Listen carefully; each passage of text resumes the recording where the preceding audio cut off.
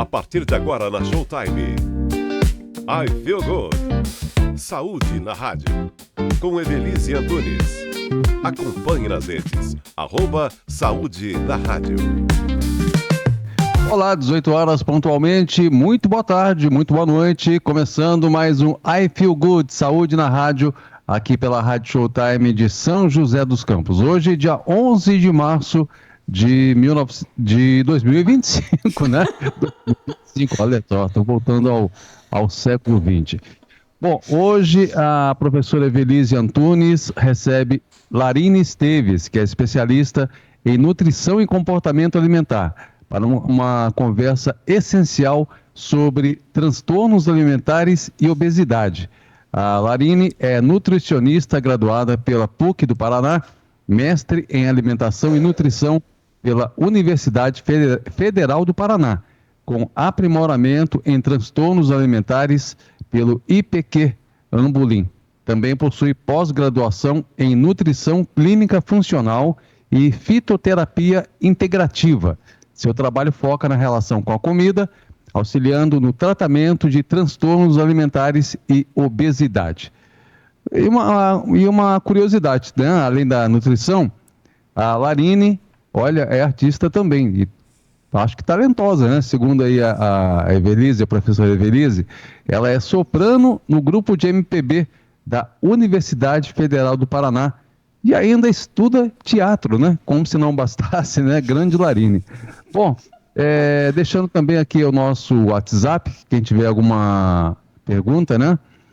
Pode enviar para 12, que é o nosso código de área, 99687-8110. Repetindo, 12 99687-8110. Bom, e depois disso tudo, boa tarde, minha querida professora Evelise, tudo bem? Boa tarde, querido Rogério. Tudo bem, obrigada. E contigo? Quanto tempo, hein? Tava com saudade. Nem me fale. De você e toda a equipe aí no Paraná. Estávamos com saudades também, Rogério. Que bom estar com vocês na Rádio Showtime. Que bom estar com você que está nos ouvindo. E hoje, Rogério, lhe conto que, além da presença especial da Larine, nós também temos mais 2 visitantes aqui no estúdio. Maravilha. Apresente, por gentileza. Apresento. Temos a Ana Paula e o Alisson, que são da Itaipu Parktec, que financiam o projeto nosso, né, do programa I Feel Good, Saúde na Rádio, e estão aqui acompanhando hoje a execução do projeto, vieram ter certeza que a gente existe, que esse projeto acontece. Maravilha, grande abraço a todos, aos presentes aí no estúdio e a todos lá da Itaipu Binacional. Obrigada, Rogério. Então, já convido, né, todas e todas a participarem. Esse tema tão importante que são transtornos alimentares e obesidade é um tema que sempre permeia a população e acredito, né, a Larine vai nos explicar um pouco mais, que hoje em dia talvez seja um tema mais urgente, uma questão de saúde pública realmente, não é mesmo? Seja muito bem-vinda, Larine. Desculpa, Rogério. Ô, Evelise, não, rapidinho, só te interrompendo, né? E nas horas vagas, ela ainda adora a cultura, né? Nem fale, né? Que pessoa completa. Realmente um privilégio tê-la aqui conosco. Já falei para ela, e tanto para a Amanda também, que é a nossa bolsista aqui, que qualquer dia tem que ter uma apresentação do grupo de MPB aqui no projeto. Vai ser vamos lá. Ótimo. Prazer estar aqui. Obrigada pelo convite, Evelise. Obrigada a você. Larine, então conta um pouco para nós o que são esses transtornos alimentares e qual a quantidade, a incidência ou a prevalência na população. Hoje em dia, então, atualmente, tem se crescido, né? Tem aumentado ainda mais, cada vez mais, e tanto pesquisas quanto chega no consultório também, né? E a relação, que aí a gente vai ter também, vou comentar sobre a relação com a obesidade, né? Então, o que são transtornos alimentares? São alterações no comportamento alimentar, né, nas atitudes alimentares, o que eu penso sobre a comida, como que é o meu dia a dia, né, na minha alimentação. Quando a gente está falando de transtornos alimentares, são transtornos psiquiátricos que são diagnosticados por psiquiatra, né, e tem critérios diagnósticos que estão no manual de diagnóstico, né, DSM-5, que tem que que cumprir diagnóstico, né, os critérios para ser diagnosticado, né? Então, a gente tem os transtornos alimentares que envolvem imagem corporal, envolvem questões com perda de peso e emagrecimento, questões com relação à preocupação com o corpo, principalmente anorexia, bulimia e transtorno de compulsão alimentar, né? Então, eles têm que ter alguns critérios diagnósticos para isso, né? Mas a gente também tem comportamentos disfuncionais, que a gente colocaria, ou comportamentos transtornados, né, que a gente chama de um comer transtornado, que são muitas vezes até normalizados na população, vamos dizer assim, como, por exemplo, a restrição alimentar, pular refeições, né? E que, claro que, né, não é toda pessoa que faz uma dieta restritiva que vai ter um transtorno alimentar, mas todas as pessoas que tiveram ou têm anorexia, bulimia, compulsão alimentar, que são os principais, tá? Não vou trazer os outros, que tem outros que também não se relacionam com a questão corporal, mas todas as pessoas que desenvolveram transtorno alimentar, elas iniciaram com uma dieta restritiva. Então, quando a gente está falando da obesidade, por exemplo, que o tratamento principal é a restrição alimentar, um dos fatores de risco para o desenvolvimento de transtorno alimentar é a dieta restritiva. Uau, realmente isso para mim é muito surpreendente, essa explicação que você traz, né? Agora eu já falei que eu vou te chamar de Lari, se você me permitir. Por favor. Chama de Eve. Pode me chamar de Eve. E assim, a gente não corre o risco não de errar, mas até fica mais fácil da gente conversar. Realmente nunca ouvi falar nisso, né? A gente, claro, é interessante quando a gente pensa em transtornos alimentares, normalmente a gente já pensa em obesidade, mas não é só isso, né? A primeira coisa que você destaca é a questão das pessoas que emagrecem demais. E até porque no transtorno alimentar a gente não consegue ter uma forma física ou um jeitinho específico, assim, tanto homens e mulheres, hoje em dia está muito próximo, né, não tem mais a distância toda que se tinha antigamente, que era muito mais prevalente em mulheres, né? Hoje em dia também se tem uma grande prevalência em homens. Se tem crescido muito em crianças e cada vez mais cedo. As mídias também acabam contribuindo bastante para isso, né? Então, tem crescido a busca por um corpo, né, a pressão estética, e a gente tem uma busca por um corpo perfeito, entre aspas, né? Se é que esse corpo existe, mas de um emagrecimento, porque aí muito está ligado também à magreza, está relacionada com saúde, e esse conceito está um pouco deturpado, né? Porque a gente tem problemas de saúde independente da forma física, né? E quando a gente olha para uma pessoa, a gente não consegue dizer se ela tem um transtorno alimentar ou não. Assim como uma pessoa que tem obesidade, a gente não consegue dizer se ela tem problemas clínicos, e aí até a gente tem um novo critério de diagnóstico, né? Novos critérios diagnósticos hoje para diagnóstico de obesidade também, não somente o MC, porque é um parâmetro muito raso, muito simplório, só considera peso. E se eu estou considerando só peso, na balança, a gente tem peso de osso, a gente tem gordura, a gente tem órgãos, a gente tem alteração de água, intestino, tem várias, né, alterações que estão influenciando nesse peso. Tem o horário do dia, que eu me pesei, que de manhã, em jejum, né, é um peso, no final do dia é outro. Por isso que eu não peso, nunca no final do dia. No final do dia é outro peso. No final de semana, geralmente, né, se tem alterações maiores no fim de semana da rotina alimentar, e aí na segunda-feira, geralmente, acaba sendo o maior peso, e a pessoa acabou de sair de um fim de semana em que teve uma rotina mais alterada e vai pesar logo na segunda-feira, vai ser um peso. Na sexta de manhã vai ser outro, né? Então, essa alteração também vai acontecer. A questão de hidratação vai influenciar, né? Se eu estou em período menstrual ou não estou. Então, várias questões influenciam o peso. Mas o que a gente, né, a obesidade se caracteriza pelo excesso de gordura corporal. Mas o prejudicial mesmo é a gordura visceral. E a gordura visceral, a gente não tem como avaliar com IMC. A gente não tem como só subir na balança e ver, isso aqui é a minha quantidade de gordura. Não tem como. Então, para a gente verificar quanto isso está trazendo realmente prejuízo clínico, né, a gente vai precisar entender, então, a circunferência de cintura de abdômen, a gente vai precisar associar a porcentagem de gordura corporal, dependendo, mas não a gordura corporal, inclusive, para a gente avaliar isso, teria que ser nem a bioimpedância não seria um principal, seria uma tomografia computadorizada, a densitometria óssea, que são os parâmetros mais fidedignos para poder se ter essa, né, concentração de gordura e principalmente visceral. Então, nesse caso, né, você falou que são transtornos, né, clínicos. Quem é o profissional que vai fazer esse diagnóstico? Não é o quem, né? É uma equipe que vai fazer esse diagnóstico? É o psiquiatra que faz, então, né, voltando um pouquinho para transtornos alimentares. Eu vou trazer um pouco entre um e outro, mas aí a gente vai costurando e vamos conversando. Voltando um pouquinho para o transtorno alimentar, a equipe mínima que a gente fala, a equipe básica de tratamento para transtorno alimentar, é o psiquiatra, o nutricionista e a psicóloga, né, o psicólogo.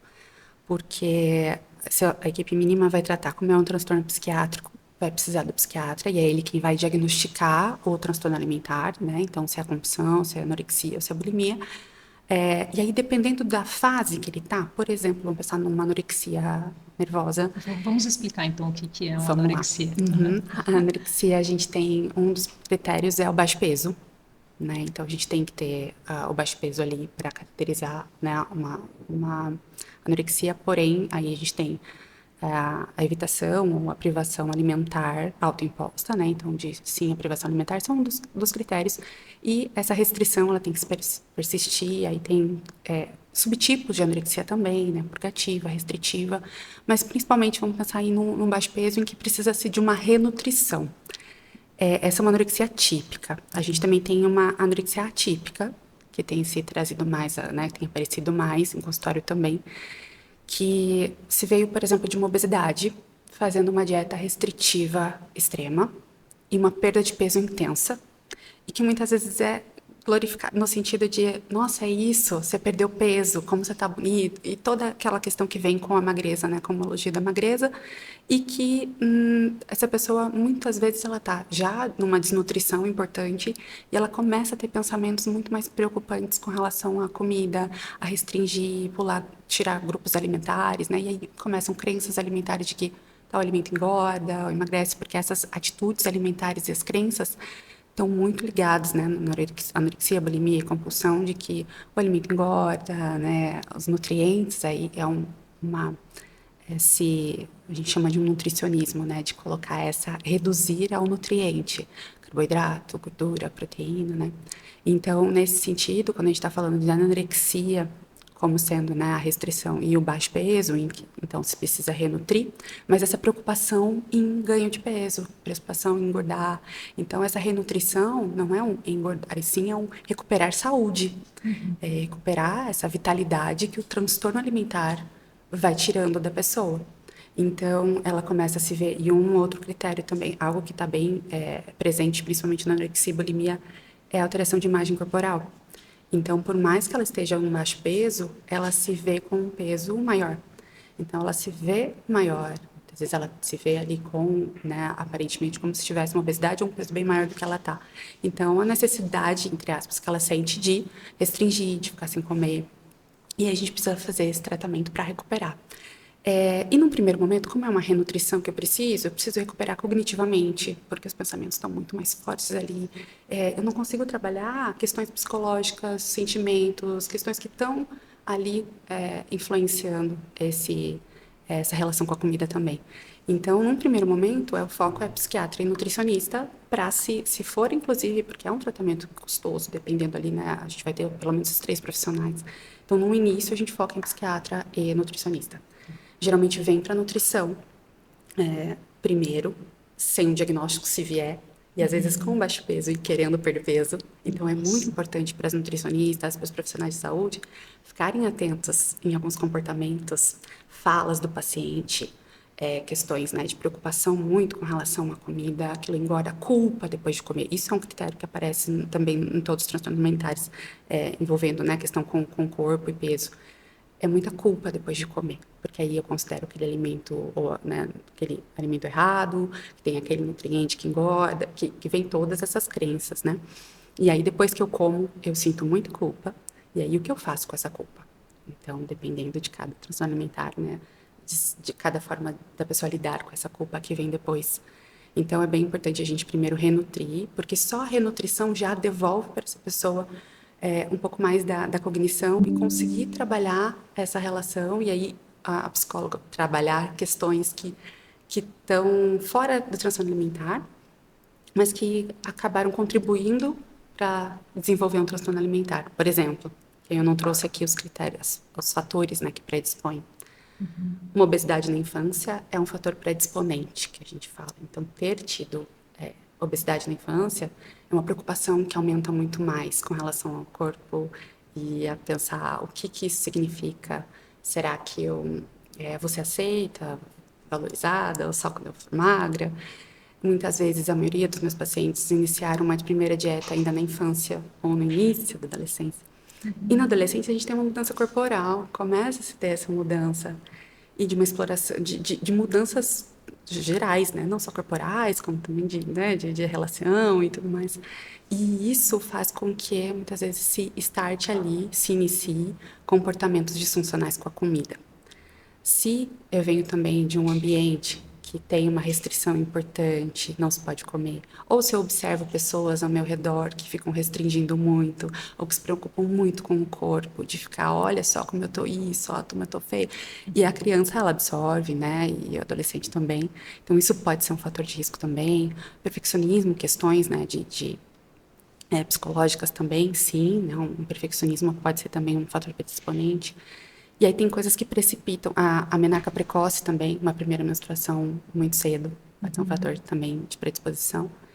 E o que precipita, geralmente, a dieta é uma delas, mudanças de escola, mudanças quando os pais, separação da escola, mudança de escola, né, separação dos pais, falecimento de alguém muito próximo, então também pode ser algo também que leva a desenvolvimento. Nossa, Mari, realmente o assunto é muito complexo, né? Muitas vezes, talvez as pessoas pensem de uma forma muito reducionista, né? O que é um transtorno alimentar, né? Ou julgam, ou olha, e precisam realmente entender que está envolvido numa complexidade muito maior. Mas antes da gente continuar, eu vou perguntar para o Rogério se já chegou alguma pergunta lá na rádio.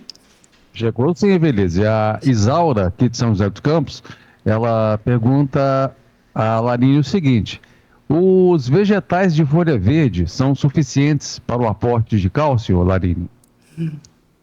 Então, depende da quantidade que eu vou consumir, a absorção até ela é boa, né? Se a gente associa aí alguns outros alimentos, mas sozinho, acho muito difícil você chegar, mesmo que a quantidade seja muito grande, assim. Porque, né, eu não me lembro exatamente, né, na tabela a quantidade por porção, mas a gente teria que ter uma quantidade muito grande, que eu acho inviável para se manter numa rotina alimentar que vai ser para a vida, né? Então, algo que você vai mudar por uma semana, se é algo, né, efetivo ali de uma semana a 15 dias, mas mesmo assim, talvez não seja com folhas verdes só, talvez você precise de um suplemento, se for nesse caso, mas a gente tem vários alimentos, né, que são fontes de cálcio, então se essa pessoa, por exemplo, tem uma intolerância, né, ou não consome de alguma forma os alimentos, fontes, por exemplo, de leite, derivados, né, que tem uma quantidade de cálcio importante, né, sementes também, vegetais no geral. Então, se tiver um bom consumo, no geral, sendo arroz, feijão também, no geral de uma variedade alimentar, ela atinge o aporte de cálcio. Agora, se ela tiver com uma deficiência de cálcio, aí a gente precisa entender quanto que ela precisa, né, para dessa deficiência, se ela precisa de uma quantidade muito maior, talvez o suplemento vai ser o melhor para ela naquele momento. E aí o vegetal não vai ser suficiente, acho que nem se for, ela não tiver com uma deficiência, mas se ela ficar só no vegetal, numa quantidade pequena, não vai ser suficiente não, tá? Então depende, eu precisaria entender como que é ali, se tem uma deficiência, se não tem, né? E se é só essa fonte que ela consome de cálcio geral na alimentação dela, mas não, se for resumir, não é suficiente só e dependeria da quantidade também. Tá certo. Evelise? Obrigada, Isaura, pela participação. Todo o pessoal de São José dos Campos aí, continuem participando. Vamos conversando aqui com a Lari. Lari, então você trouxe vários aspectos da infância que vão impactar nos transtornos alimentares adultos, mas necessariamente uma curiosidade, assim, né? Acho que na minha época, não na sua, A rede social, talvez fosse a televisão que tinha muito impacto nessa questão do corpo perfeito, né? As modelos, os atores, eles eram só pessoas que tinham corpos perfeitos. E hoje a gente tem uma frequência ali da rede social, os filtros, toda essa mudança, né, da aparência, como que as pessoas fazem as fotos, como que isso talvez seja um fator que vai predispor essa juventude, essa infância a transtornos alimentares, ou você já está vendo isso no teu dia a dia? Sim. Tanto de contribuir para o desenvolvimento, porque a comparação ela é muito grande, né? Então, os jovens, eles comparam, seja em questões, né, não no âmbito só do corpo, né, mas principalmente porque hoje a gente tem muito, né, você abre a rede social e além de ter esse estímulo, também essas alterações de filtro, então tenho pacientes que perpetua-se, né? A gente fala de fator mantenedor, porque ele também mantém. Então, tem os pacientes que acompanham vários blogueiros, fitness e algo assim, e que enquanto eu estou acompanhando aquilo me influencia e eu vou comparando e vai incitando, né? Vai vindo muito mais pensamentos com relação àquilo, de que eu não sou suficiente, porque olha só como ela está muito mais do que eu. E aí a gente sabe que a comparação é a pior das coisas pra gente, né? Porque ninguém é igual e tudo mais. Mas o quanto, e elas não percebem, então algumas vezes eu mostro as edições que acontecem, tanto em fotos quanto em vídeos, para o paciente ver de que, olha só, mesmo nesse vídeo aqui, tem o vídeo normal, sem edição, e o vídeo com edição. Você percebe que no vídeo tem Photoshop. Como é que você vai saber aquela é a pessoa, é o corpo dela, o teu é o teu, né? Assim, claro que a gente tem uma pressão estética muito grande, tem a questão né, do culto à magreza, várias coisas, mas você tocou num ponto que até tem um estudo, ele é mais antigo, assim, mas me lembrei enquanto você comentou, de que numa ilha em que não tinha-se acesso a mídias sociais, nem mídias em revistas, nem nada assim. E aí eles fizeram uma entrevista para saber como as mulheres se sentiam com relação aos corpos delas. E era ok, assim, não tinha uma insatisfação corporal. E aí depois mostraram-se imagens de outras mulheres, corpos diferentes, corpos mais dentro de um padrão ali. E se voltou a se perguntar, e aí a insatisfação ela apareceu. Então, assim, a gente vai ter insatisfação com comparação. E aí, por isso que é tão importante desenvolver aí a autoestima, ela não está ligada só à questão corporal, né? Quem sou eu para além do meu corpo? O que é o valor que eu tenho? Ele não pode estar tá ligado ao meu corpo. E os pacientes é tão difícil, né, de eles entenderem que eu vou ter valor independente da minha forma física. E diferentemente, né, assim, eu não sou contra o emagrecimento. Então a gente tem muitos pacientes que têm um sofrimento muito intenso com relação ao corpo e de querer perder peso, e tá tudo bem a gente conversar sobre isso, ele vem com uma obesidade e a gente vai conversar sobre isso, mas não pode ser o ponto principal a perda de peso. Eu quero perder peso a qualquer custo, porque a saúde não vai estar nessa equação muitas vezes. E aí, o que vai ter que acontecer é a gente vai trabalhar como consequência a perda de peso. Porque o peso não é um comportamento, então eu não consigo mudar. O peso é um número que ele vai mudar de acordo como consequência da mudança de comportamento, seja variedade de alimentação, seja fazer, né, a estrutura alimentar, sem a pessoa passar fome, sem, né, vou fazer mais atividade física, a gente vai conversando, como vai acontecer essa perda de peso. E aí a gente tem estudos que mostram que a maior parte, e aí os últimos de 90%, 95% das pessoas que perdem peso com dieta restritiva voltam a ganhar todo ou maior parte desse peso em até 5 anos. Nossa. Então, se eu né, o que mais acontece no consultório, em que a gente faz até uns gráficos assim para olhar qual foi esse histórico de peso. Teu menor peso, maior peso, peso que você mais manteve durante a vida inteira. E muito comum se começar com um peso que eu queria perder, sei lá, pouco de peso, e aí eu fiz uma dieta restritiva, aí eu recuperei um pouquinho mais, aí eu perco de novo, e eu recupero um pouco mais, aí eu faço outra com mais insatisfação e eu recupero de novo, porque o corpo ele vai sofrendo pela restrição. Então, ele faz alterações metabólicas, eles têm alteração e aumenta o consumo depois e também recuperação de gordura. É um papo para a gente falar, mas ele recupera como forma de sobrevivência e de defesa do corpo. Então, a cada dieta fica mais difícil eu perder peso e mais fácil eu recuperar.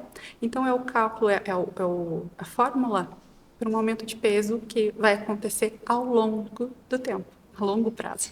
Como uma onda, né? Para quem está nos Exatamente, ouvindo, assim, como porque uma você foi onda. desenhando, né?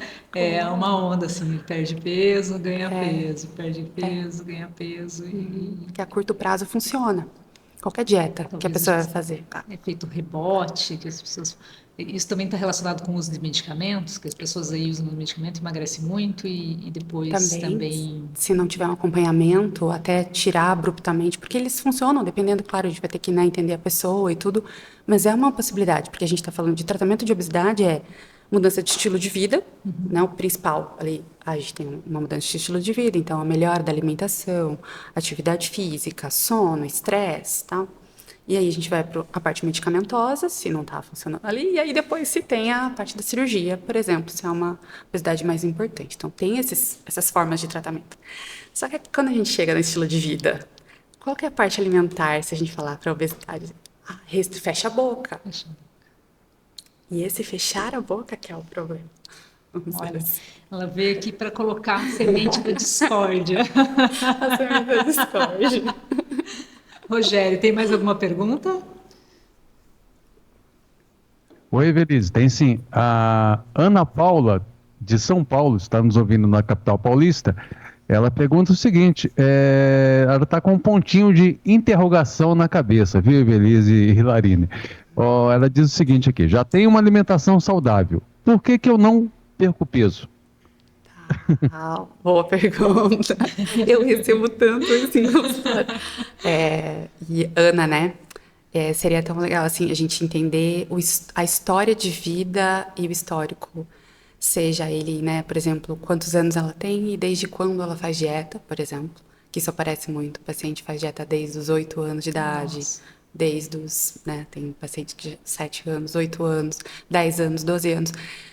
E aí, desde lá, eu venho fazendo restrição e o meu corpo passou por muitas privações e teve que se defender e teve que mudar, né, parâmetros. Então, bem a curto, né, a grosso modo, assim, ele teve que ir para quando eu perco peso, é como se ele estivesse na selva, sei lá, o perdido e fala, meu Deus, não tenho Largados e pelados. comida, exato, não tenho comida, o que que eu vou fazer e tal. E aí, nesse sentido, quando ele acha comida, ele vai comer como se não houvesse amanhã. Claro que isso não é um critério assim, né, para todo mundo geral, mas o que acontece muito é quando eu saio de uma dieta, eu acabo tendo exageros alimentares. Isso ok. Mas se isso não acontece, beleza, ele vai voltar e fazer o quê? Beleza, eu vou voltar a comer, eu vou ter muito mais avidez e aí mais fome, geralmente se aumenta o aporte de comida que o corpo precisa, e ele vai recuperar mais gordura como forma de sobrevivência, porque gordura é sobrevivência para o corpo. Beleza. E aí, como eu falei lá daquele eu fiz a restrição e aí eu voltei a comer normalmente, porque quando eu saí do ciclo, que a restrição é me sentir insatisfeito com o corpo, comecei uma dieta, fiz uma restrição, aí eu perdi um peso inicial ali, só que a hora que eu saí da dieta, da restrição, eu volto a recuperar, porque acontece esse mecanismo. E eu não vou conseguir ficar para sempre nessa dieta. Então, as pessoas geralmente pensam assim, olha só, eu falhei, porque eu não consegui fazer do jeito que deveria. A dieta foi feita para dar errado.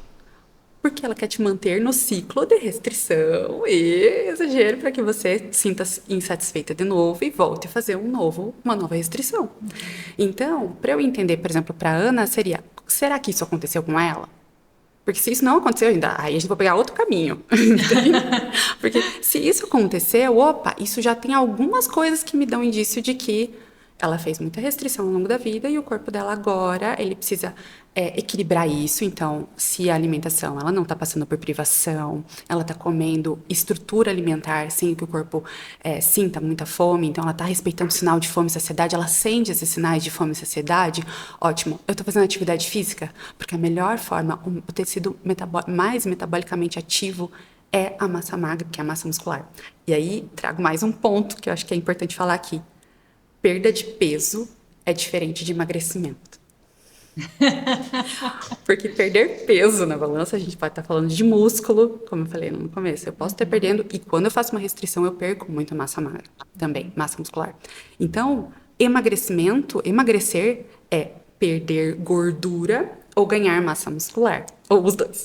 Então, se a Ana, por exemplo, está fazendo atividade física e está ganhando massa muscular, pode ser que na balança não esteja dando diferença, mas se ela acompanhar, e aí sim, a balança é um parâmetro muito raso, acompanhar medidas corporais, então cintura, abdômen, quadril, acompanhar se ela tiver uma forma de avaliação de composição corporal também é uma boa para ela poder observar isso, né?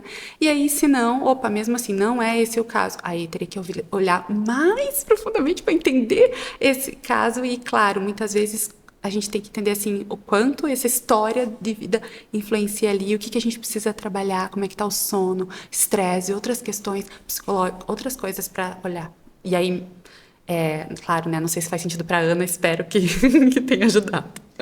Obrigada, Ana Paula. O pessoal de São Paulo nos ouvindo, eu fico muito honrada, eu amo São Paulo, então, assim, né, a gente poder ser ouvido em São Paulo é uma alegria imensa. É, é muito interessante quando você traz isso, né? A questão do ser biopsicossocial, né? Então, eu não vou ter um equilíbrio, uma saúde, emagrecimento se eu não cuidar também de outros aspectos, né, da atividade física, que parece, assim, realmente um negócio tão martelado, mas tão essencial e parece que vai se distanciando da nossa vida hoje, do ritmo de vida, de trabalho.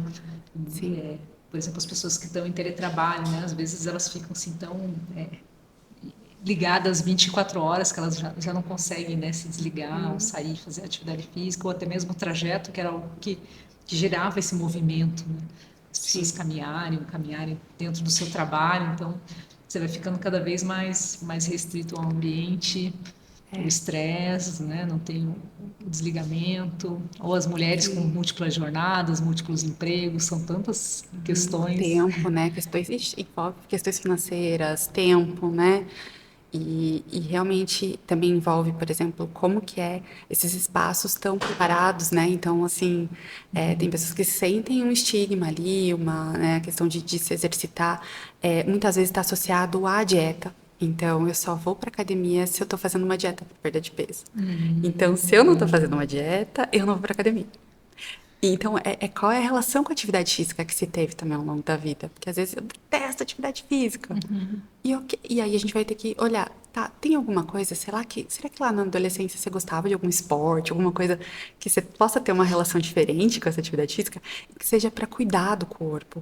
Porque uma coisa que eu costumo dizer com os pacientes é que é muito mais fácil que o corpo chegue num lugar que você gostaria que ele tivesse, ou próximo, claro, entendendo que é possível, mas é muito mais possível se ele for com cuidado e atenção, do que com punição, com, né, um movimento que acabe sendo punitivo. E muitas vezes a atividade física está nesse lugar. E outros comportamentos também, né? Então, assim, um autocuidado. Como é que eu tenho esse autocuidado comigo? Né? Seja na comida, seja na atividade física, né? Então, isso é importante também. Porque... Comer não pode ser uma punição.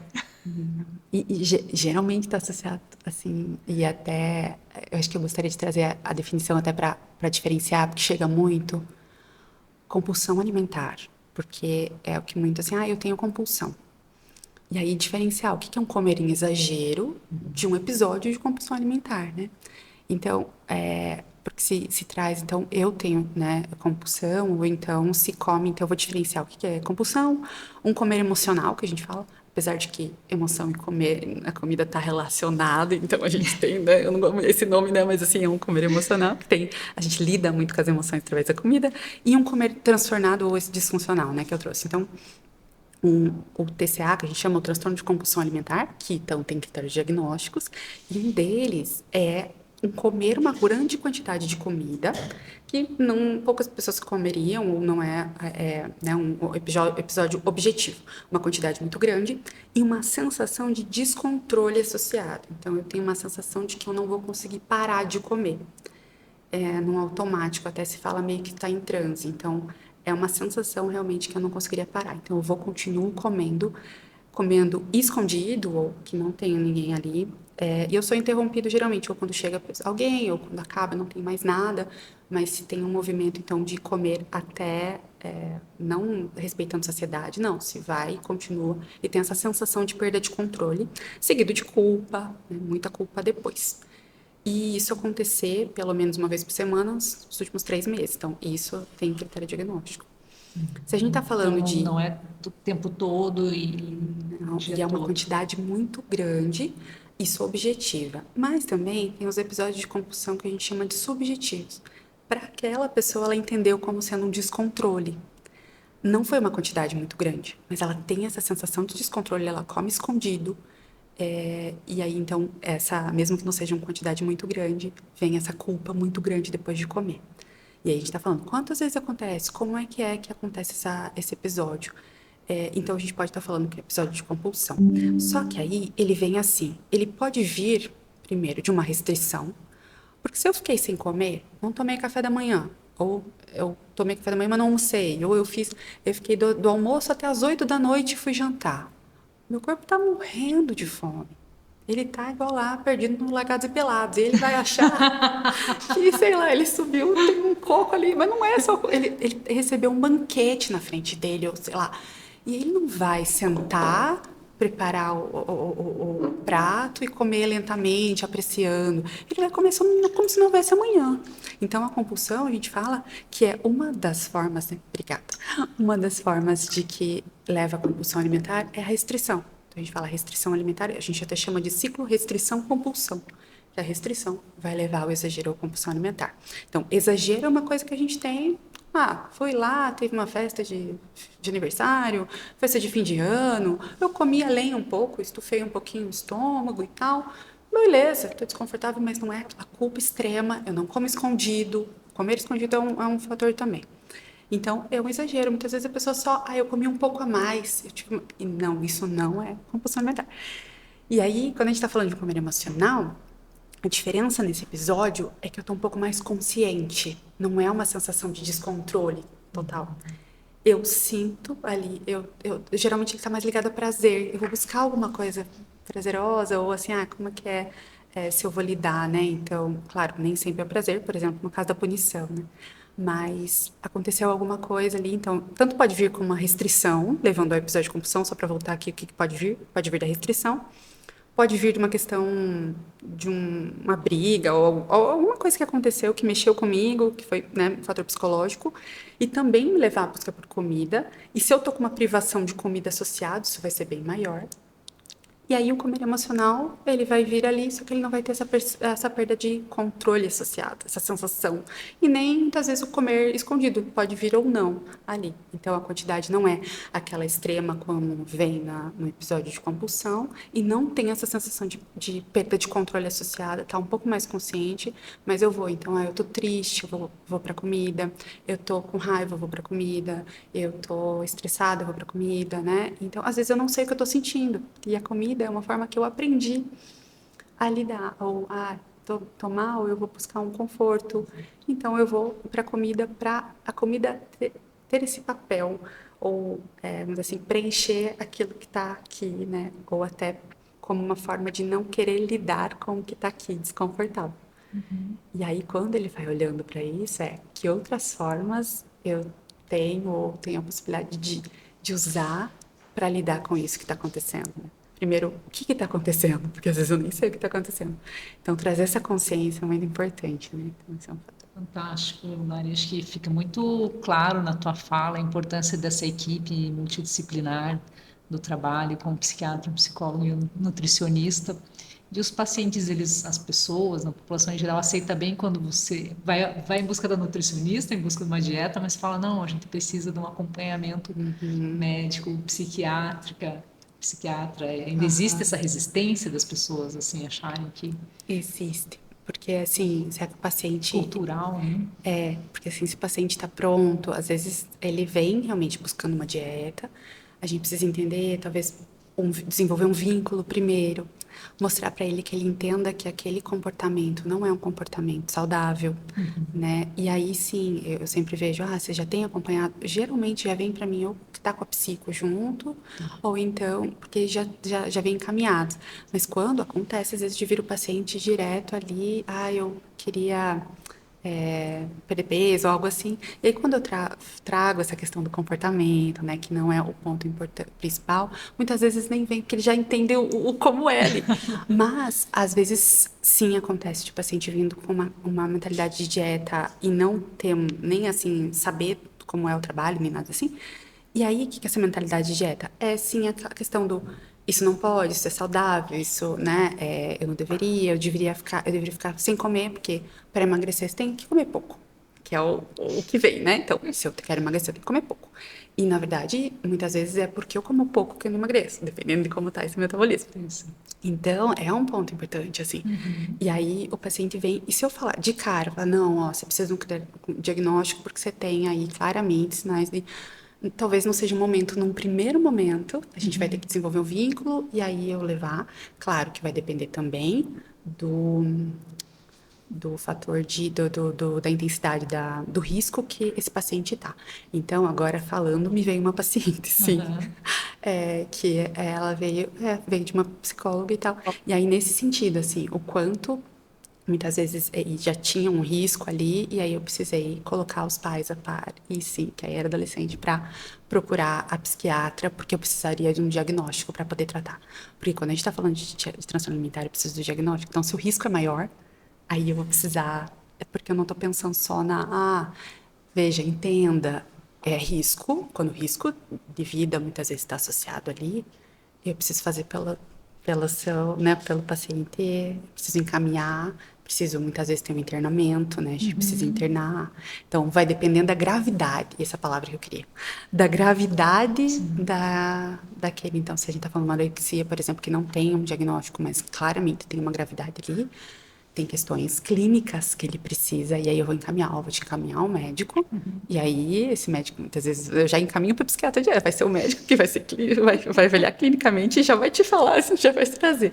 Então, vai ser muito individual, assim, mas sim tem resistência se não tem essa gravidade toda, porque daí se não tem a gravidade, se tem um comportamento transtornado com a comida, que a gente chama de um comportamento transtornado, pular a refeição, fazer... Aí só aqui conversando, trazendo, muitas vezes eu vou indicar livros, indico coisas pra gente olhar, os outros profissionais e tudo, a gente vai trocando, vai conversando com a psico, se não tem nem a psico associada, é mais difícil. Sim. E aí a gente vai tentando aqui, e depois eu tento encaminhar pra psico primeiro.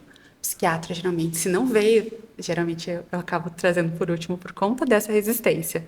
Então, eu faço supervisão também com uma amiga e assim, é sempre para ir. Vem, e aí até a gente levar, olha, a necessidade de levar. Vai geralmente para um contrário aqui, quando não vem diretamente pelo psiquiatra, vai por último. Acho que isso é um alerta bem importante para quem está nos ouvindo, quem vai nos assistir, né? De pensar que o emagrecimento ou um transtorno alimentar, ele não pode ser tratado com uma dieta do YouTube, com um digital influencer, porque às vezes a pessoa ela pode talvez ter um resultado ali a curto prazo e um problema muito maior a médio e longo prazo. Sim. E, bom, Rogério, como é que está a participação aí?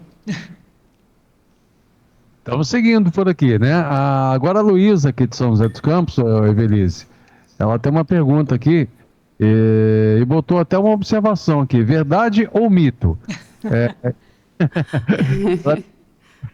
Ela pergunta para Larine, né? Quais os benefícios de beber água com limão? Eu adoro essas perguntas. Faltou aqui, só veio água. Só veio água, tem um limãozinho aqui. Olha, tem muitos... eu vou já responder, eu ia falar se é verdade ou mito, mas o que acontece? Tem até aquela frase, como é que é? Eu mudei a minha alimentação, eu como agora, faço café da manhã, almoço, tô dormindo melhor, tô fazendo atividade física, e o que tá funcionando, por exemplo, é o meu shotzinho de manhã, sabe? Funcionou porque eu fiz o shot, não porque eu fiz sabe, uma indicação. Isso é muito comum, porque o limão é só o limão. Então vai ter vitamina C, vai ter, né? Mas é só limão, não tem nada mágico. E desconfie de coisas mágicas e, sabe, super que se trazem, vendem como uma coisa milagrosa. Não é o shot com cúrcuma e, sei lá o que não quer. Tem uns shot, né, que se faz... Canela, deixa eu né? limão, Própolis, sei lá, né? Gengibre, exato. Nenhum desses vai fazer uma diferença. Eu gosto muito, até vou fazer um merchan de um canal que eu gosto muito, chama Nunca Vi um Cientista. Que são as meninas, é maravilhoso. E elas fazem alguns, assim, desmistificam, elas tiram muitas das coisas do que tem nos estudos e tal, e trazem para uma linguagem muito tranquila da gente observar, didática, assim, sabe? E aí, uma delas, eu não sei se tem em shot, mas assim, tem muitas dessas questões de mitos, sabe? Então, Luísa, né? É mito, infelizmente, sim, você vai estar ingerindo. Aí, qual que é o ponto legal? Se você não gosta muito de água, porque tem gente que não gosta mesmo não tendo sabor, tem gente que fala, opa, né? Não gosta da água.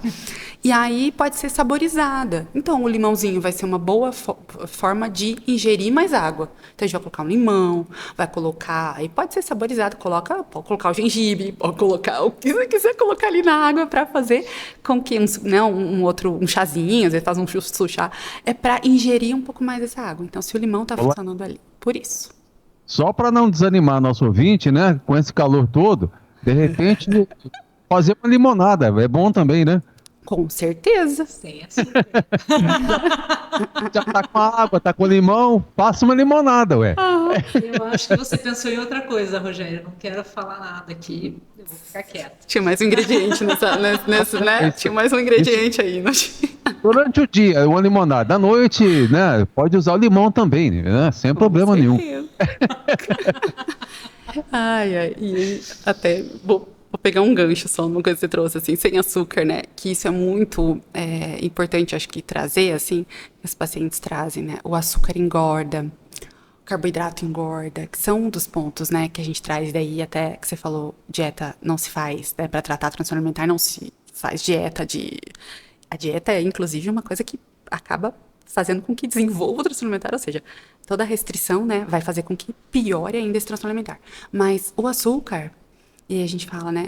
Não engorda, não é um ponto. Agora, quanto de açúcar a gente está falando? Entende? É nesse ponto. Por quê? Porque quando a gente está falando de um reducionismo, de uma questão muito assim, carboidrato. Carboidrato é um nutriente essencial que está na atmosfera. A gente tem carbono, hidrogênio, oxigênio na atmosfera também, dentro da gente. Só que tá ligado, tem hidrato de carbono. A gente precisa, a principal fonte do cérebro, a única, se a gente falar, é carboidrato. Então é essencial para a vida. Ele é essencial para a vida. Se eu não comer carboidrato, eu não sobrevivo. Porque a gente tem corpos cetônicos vindo da gordura e tal, que são tóxicos, assim, acidificam.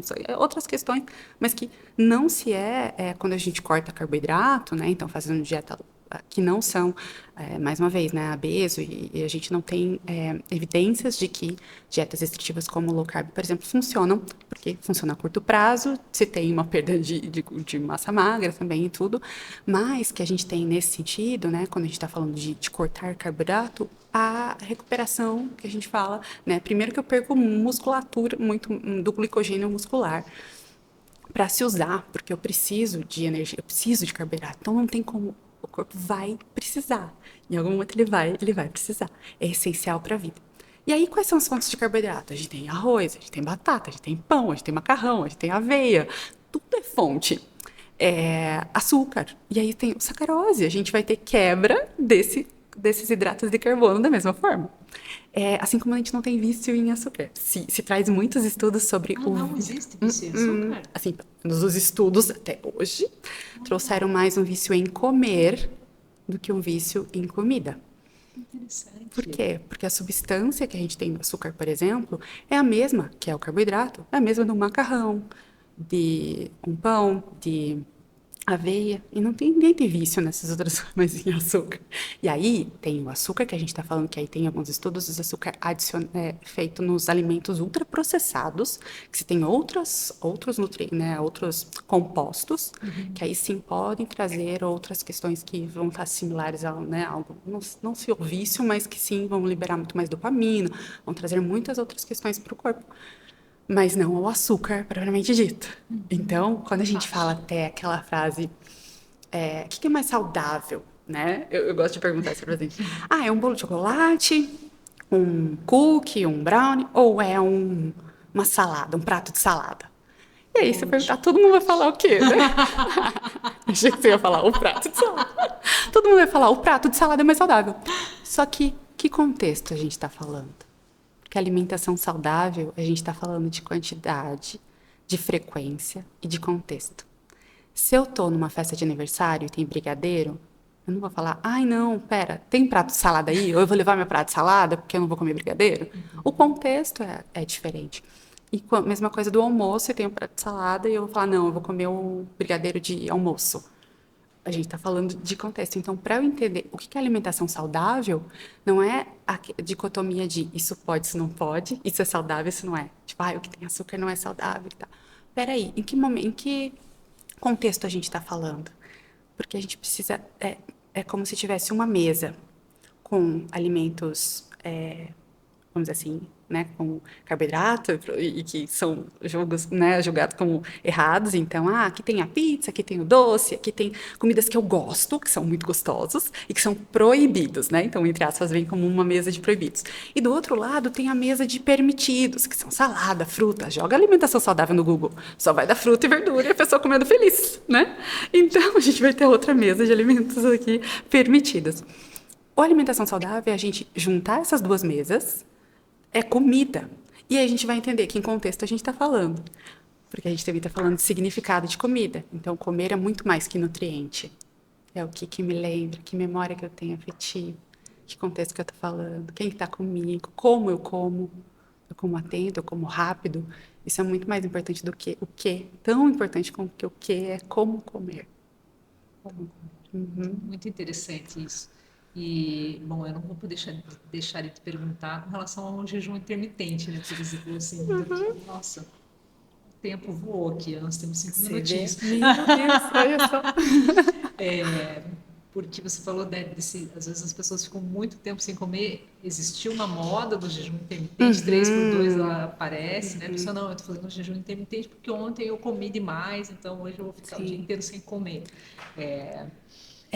Então, eu até vou de novo frisar as meninas do Nunca Vi um Cientista, porque lá tem a tese de doutorado da Mari, eu não lembro qual das duas, que é a tese de doutorado dela, foi com jejum intermitente, e ela fez teste em ratos. E aí tem um ponto que a maioria, ou quase todos os estudos, são feitos em ratos, não em humanos. A gente não tem a longo prazo, é tudo a curto prazo também. E aí lá ela traz esse resultado da tese dela e que não funciona, né, no caso feito em ratos. E tem até algumas reações, e jejum intermitente ela traz os estudos que tem, um compilado. Então, para quem tem mais interesse, lá no Nunca Vi Cientista tem mais, assim, ligado. Você vai digitar lá, jejum intermitente vai ter. Mas que não funciona a longo prazo, então a curto prazo. E o funcional, o que é? Porque a gente tem uma coisa que é eficiência, eficácia e efetividade. Então, aquilo está funcionando, está sendo eficaz. Eu consegui perder peso. Beleza, funcionou. Tá, por quanto tempo durou? Tá funcionando? Tá sendo efetivo? Tá durando na sua vida? Se você começa uma dieta achando que você vai fazer sabendo que você vai fazer para a vida inteira, beleza, segue aí. Agora, se você vai fazer por um mês e aí você vai mudar novamente, isso vai ser mais um que vai contribuir. Então, assim, todas essas dietas restritivas não vão durar para a vida. Então, a gente vai precisar entender o que eu preciso, o que me atrapalha e o que eu gostaria que fosse diferente na minha alimentação. O que eu posso melhorar, né? Além do sono, claro, estresse e outras coisas que estão ali, mas na minha alimentação, o que será? Será que essa restrição está me fazendo exagerar no fim de semana, durante as festas, está me fazendo... Porque aí tem estudo também que mostra. Quanto mais eu fico pensando, eu falo, não pode isso. Tudo que é proibido é mais gostoso. E os estudos mostram, sempre que eu falo, isso eu não posso comer. Eu vou ficar pensando muito mais nesse alimento, porque eu reforço, eu aumento o valor daquele alimento. Então, a busca dele, quando eu tiver à disposição, vai ser muito maior. E aí a chance de eu comer, exagerar e sentir mais culpa depois é muito maior. Então, é importante eu fazer as pazes com esse alimento e melhorar a relação com ele, e não tirar ele da minha vida. Nossa, fantástico, Larinha. Estou encantada aqui. E então, qual a tua mensagem final que você quer deixar para as pessoas, né, que conseguiram acompanhar a entrevista toda, ou uma parte dessa entrevista sobre os transtornos alimentares e obesidade, as pessoas que precisam buscar uma ajuda, ou identificar, ou conhecem alguém, né? Que caminhos tomar, o que você nos orienta, claro, já dizendo que você vai ter que voltar. Eu vou adorar. Ai, uma coisa que eu acho que é um ponto bem importante. Se você observar que uma pessoa teve uma oscilação muito grande de peso repentina, ou uma perda muito, muito grande e expressiva, seja ela tivesse uma obesidade, perdeu muito peso em curto período de tempo, será que isso influencia, né? Tem ali uma alteração cognitiva e tal, porque a gente pode estar falando de uma anorexia atípica, que daí não tem baixo peso, não está ali. Se ela perdeu muito peso, ou se ela ganhou muito peso em pouco tempo. E a gente tem, se eu não me engano, são 60% das pessoas com obesidade que têm um transtorno psiquiátrico. Então, a gente está falando de transtornos de humor, né, ansiedade, depressão e tal, e transtornos alimentares estão ali junto. Então, eles são, muitas vezes, não são tão, vamos dizer assim, tanto o estigma que a gente tem com obesidade, com peso, né, com a questão, né, da relação com o corpo, a gente também tem da saúde mental, né, de transtornos mentais. E aí esse estigma muitas vezes também estão nos profissionais de saúde, que dificultam com que as pessoas vão buscar ajuda. Então, como que é quando eu vou no médico e o médico me fala que eu tenho que perder peso e que é isso, e às vezes ele nem olha para o meu problema real, que às vezes foi uma outra coisa que não tem nada a ver com o peso, mas que o peso ali. Então, o estigma, assim, se a gente puder olhar para a pessoa como, né, a gente fala de não só nutrição, mas um atendimento humanizado, a questão da nomenclatura, da pessoa com obesidade, não obeso, né, a gente fala, a nomenclatura, a gente está falando de pessoas com diabetes e não diabético. A gente não tem uma sentença daquilo, é a pessoa com uma doença. E a obesidade é uma doença que é complexa, que é multifatorial, que não é só fechar a boca, que é muito além de toda a questão alimentar, genética, de metabolismo, de ambiental, cultural, psicológica, de questões financeiras, de muitas questões aí por trás, né? Então, se você tiver alguma questão, né, com o corpo, percebe que alguém tem alguma questão com o corpo, de sim, procurar, vamos dizer assim, olhar para além, claro, se a gente puder entender que a gente é muito mais do que o corpo é parte de quem a gente é, mas que ele merece cuidado, respeito, e sim uma nutrição gentil e uma alimentação, né, ali equilibrada, e que a perda de peso ela pode acontecer, mas ela precisa não só acontecer, ela precisa ser duradoura, né, se você quer ali trazer essa duradoura, mas que para além da perda de peso, ela tem que ser uma consequência ou parte de uma relação com você mesmo, né? Então, eu acho que procurar profissionais que tenham esse olhar, né? E que não seja só mais uma perda de peso para conta, né? E de novo, e a vida inteira nessa busca, né? Pelo corpo, que talvez não vai ser isso, que vai ser, às vezes, muito além do peso. Fantástica, Larine. Nossa, muitíssimo obrigada. O que você achou, né, Rogério? Que entrevista fantástica. Maravilhosa, Evelise, muito boa. E tem que voltar, viu, Larine? Obrigada. Já está convidada. Muito obrigada, eu vou adorar. Obrigada.